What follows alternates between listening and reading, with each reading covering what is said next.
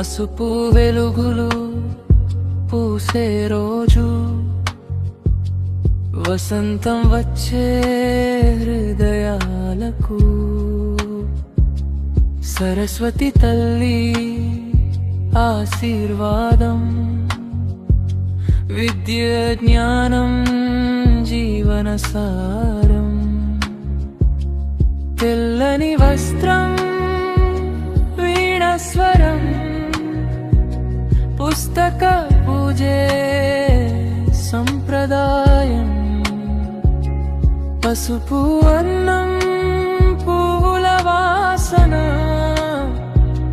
వసంత పంచమి శుభదినం. జ్ఞానం వెలుగు మార్గం చూపే, సరస్వతి కృప మనతో ఉండే,